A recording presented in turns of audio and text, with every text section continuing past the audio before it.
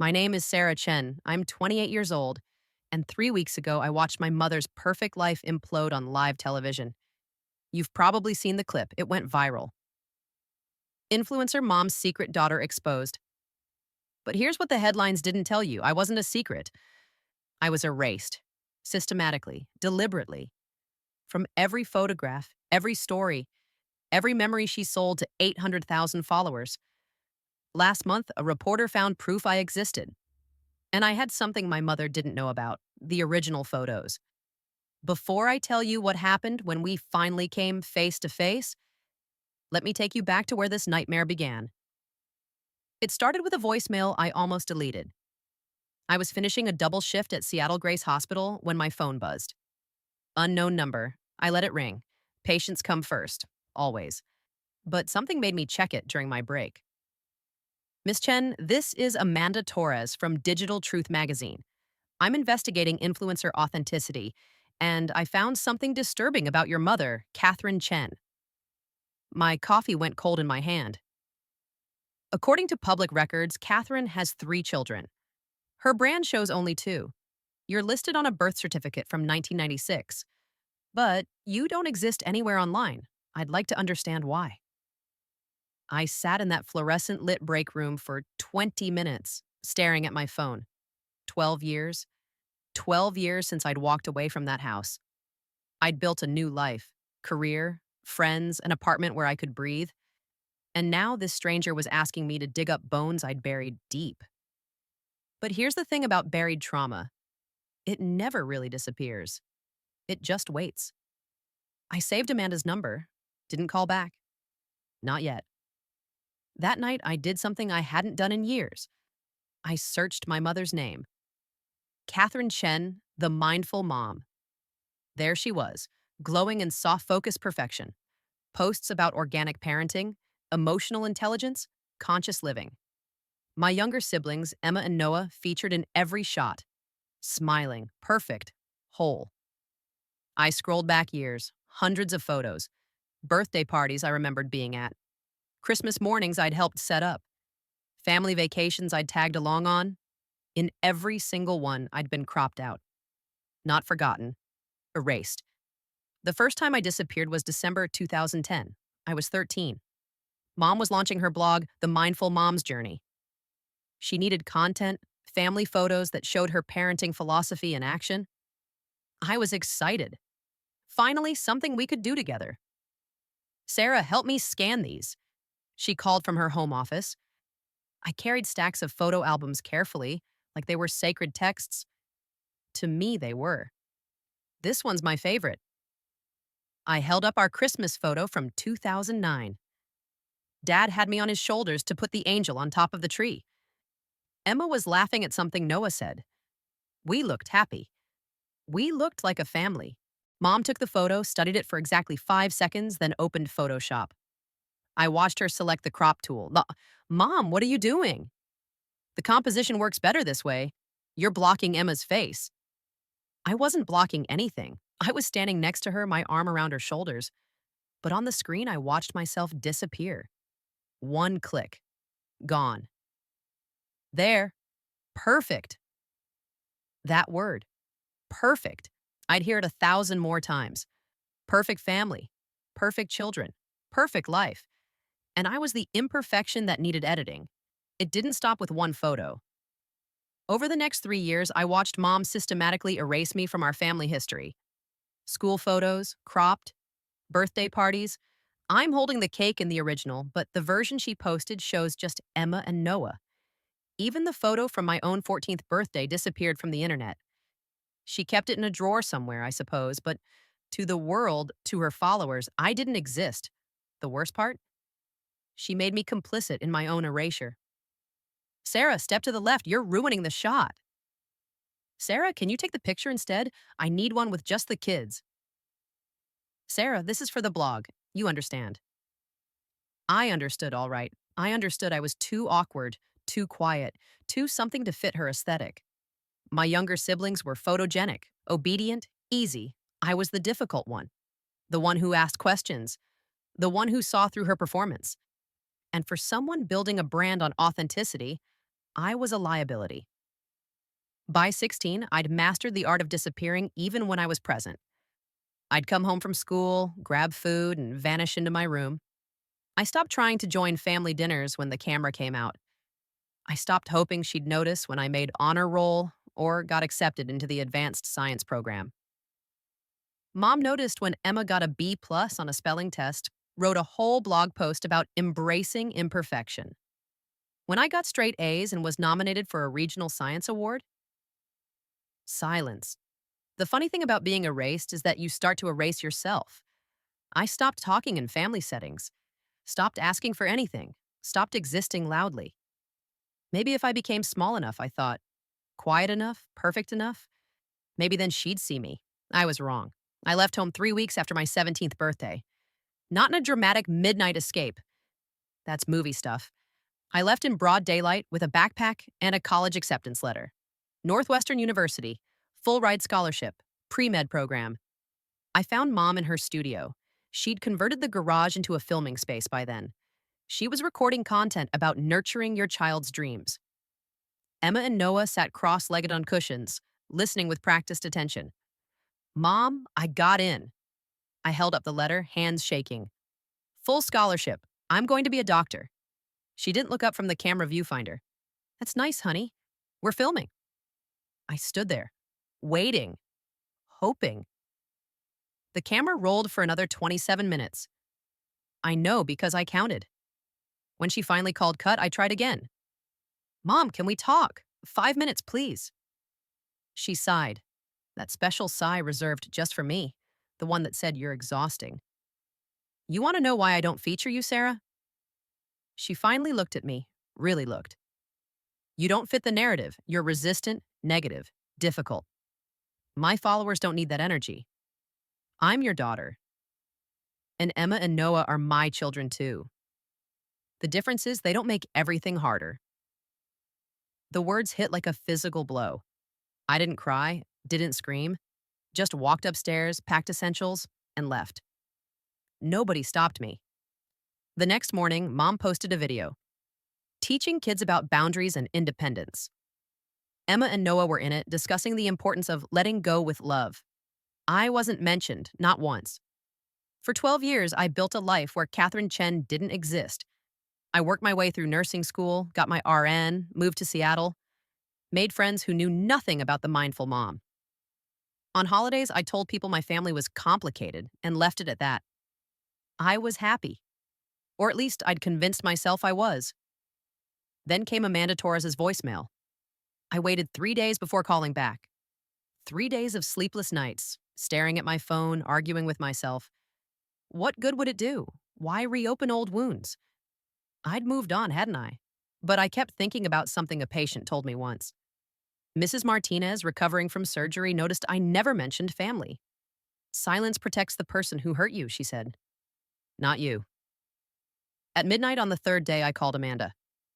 I need to know what you found, I said. School records, medical files, a CPS report that was filed and mysteriously closed. Amanda's voice was steady, professional. Someone tried to erase you, Sarah. Not just from photos, from official records. My hands went numb. I have a source at the county office. Your mother made calls, applied pressure. The report about suspected neglect? It disappeared. Who filed it? A middle school teacher. Mrs. Delgado. She documented everything. Your weight loss, the bruises, the fact that you came to school without lunch for weeks. She tried to save you, Sarah. I remembered Mrs. Delgado, how she'd sit with me at lunch, sharing her sandwich, how she'd asked if things were okay at home, and I'd lied because I'd been trained to protect the family image. She kept copies, Amanda continued, everything she submitted, and she wants to talk to you. Why are you doing this? I asked. Why this story? Because my best friend in college had a mommy blogger mother. Picture perfect family online? Behind closed doors? My friend wasn't allowed to have opinions, feelings, or needs that didn't fit the brand. She took her own life junior year. Silence stretched between us. I'm not trying to destroy your mother, Amanda said quietly. I'm trying to tell the truth. What she does with that truth is up to her. I thought about the box in my closet, the one I'd moved through 6 apartments and never opened, the one marked 2010, do not open. I might have something, I said. Evidence. The box was exactly where I'd left it. Top shelf, behind winter coats. Inside, my old journal, some books, a friendship bracelet, and a manila folder I'd somehow forgotten I'd taken. Photographs, dozens of them. The originals, before Mom's edits. Christmas 2009. 4 of us in front of the tree, me and Emma with our arms around each other. Easter 2011, I'm holding baby Noah. Mom's birthday 2012. I'd baked the cake, and there I was, smiling next to it. I pulled up Mom's Instagram and compared them side by side. Every photo had been surgically altered. I'd been cropped out so cleanly, it was like I'd never existed. Then I found the email, printed, folded, shoved at the bottom, from catherine.chen@mindfulmomlife.com to diane.russo@summitliterary.com. Date March 2013. Regarding the book deal and family branding, I have 2 children. Please never reference the name Sarah in any materials. She is not part of this narrative. I read it 5 times. She is not part of this narrative. Not forgotten. Erased. On purpose. I had proof. We met at a coffee shop in Tacoma. Neutral territory. Amanda was younger than I expected. Mid-30s, sharp eyes that missed nothing. Why do this? I asked. Really? Because people like your mother profit from lies. Because 800,000 followers trust her parenting advice? Because someone needs to ask, what happened to the daughter you erased? I slid the folder across the table. Amanda went pale as she looked through it. The photos, the email, Mrs. Delgado's report, which she'd mailed me the day before. Sarah, this is everything. She looked up. But you need to understand what happens next. This goes public. It gets ugly. She'll deny it. Call you unstable, jealous, attention-seeking. I know. Your siblings might hate you. I know that too. Then why? I thought about that 13-year-old girl watching herself get erased, about 12 years of silence, about 800,000 people taking parenting advice from a woman who couldn't love her own child. Because silence protects the abuser, I said, not the victim. Amanda's article dropped 2 weeks later, the same day Mom was scheduled for a live TV interview about her new book, Mindful Parenting, Raising Conscious Kids. The interview was on Good Morning Pacific, a local station that broadcast to 3 states. Mom had been promoting it for weeks, her big moment. The perfect family, live and in person. What she didn't know? Amanda had contacted the producers. They wanted balance. They wanted my side. I walked into that studio with my folder and 12 years of silence. The green room was exactly what you'd imagine. Uncomfortable furniture, stale coffee, a TV showing the live feed. On screen, Mom glowed in soft peach cashmere. The secret to conscious parenting, she was saying, is presence. I'm there for every moment with my children. I almost laughed. Then the producer appeared. Miss Chen, you're up after the commercial break. My hand shook. Amanda squeezed my shoulder. Truth, she whispered. Just tell the truth. The lights were blinding. I walked onto that set while they were still in commercial, and I watched my mother's face when she saw me. Every emotion flickered across her features in 2 seconds. Shock, fear, fury, calculation. Then the mask. Smooth, controlled, perfect. Sarah. Her voice was ice. What are you doing here? The host, Jennifer Park, looked between us, confused. Do you 2 know each other? She's my daughter, Mom said smoothly. We've been estranged. This is unexpected. Actually, I said, sitting down. I was invited, and I brought something you might find interesting. We went live 30 seconds later. We have a surprise guest, Jennifer announced, reading from a revised script. Sarah Chen, who claims to be Catherine's daughter, a daughter we've never seen on The Mindful Mom. Claims? I pulled out the first photo. This is Christmas 2009. 4 people. Catherine, Richard, Emma, Noah, and me. I handed Jennifer the second photo. This is the version Catherine posted online. 3 people. I've been cropped out. The studio went silent. Would you like to explain, I asked my mother, why you've spent 13 years erasing me? Mom recovered fast. Old photos get edited for composition. This proves nothing. I pulled out the email. This is correspondence with your literary agent, dated March 2013. Jennifer, would you read the highlighted section? Jennifer's hands shook slightly. Regarding the book deal and family branding, I have 2 children. Please never reference the name Sarah in any materials. She is not part of this narrative. The silence was deafening. That was taken out of context. What context? I interrupted. Makes she is not part of this narrative acceptable. Mom's perfect facade cracked. Just slightly. Just enough. There's one more thing, I said, pulling out Mrs. Delgado's report. When I was 14, a teacher filed a CPS report documenting neglect. Someone made it disappear, but Mrs. Delgado kept copies. They cut to commercial. Chaos erupted. Mom stood so fast her chair nearly toppled. Her publicist appeared from nowhere, phone already pressed to her ear. I caught fragments. Damage control. Legal options? Book deal in jeopardy. Then I heard Mom's voice, small and broken in a way I'd never heard before. You've destroyed everything. No, I said quietly. You destroyed it. I just stopped pretending. Emma appeared, 19 now, eyes red from crying. I remember you, she whispered. I remember you used to make me pancakes on Saturdays. Mom said you ran away, that you didn't want to be part of the family. I wanted nothing more than to be part of this family, I told her. I just wasn't allowed. Noah, 17 and tall, wrapped his arms around me without saying anything. Just held on. That hug, that one moment, made everything worth it. By midnight, I was trending. Hashtag erased daughter spread across every platform. Mom's follower count dropped by 200,000 in 6 hours. Her publisher paused the book release pending investigation. Amanda's full article went live at 6 a.m., complete with all the evidence. By noon, every major outlet had picked it up. My phone exploded with messages. Colleagues I'd worked with for years. I had no idea. High school friends I'd lost touch with. This explains so much. Complete strangers. Your story gave me courage to speak about my own mother. That last category, those messages from other invisible daughters, erased sons, children who'd been edited out of their own lives, those meant everything. 6 months later, my life looks different. Mom's blog is gone. Her book deal vanished. The Mindful Mom brand imploded under the weight of its own hypocrisy. She's in therapy now. Whether by choice or for optics, I don't know. Don't really care. She and Dad separated, heading for divorce. Emma lives in Portland, 40 minutes away.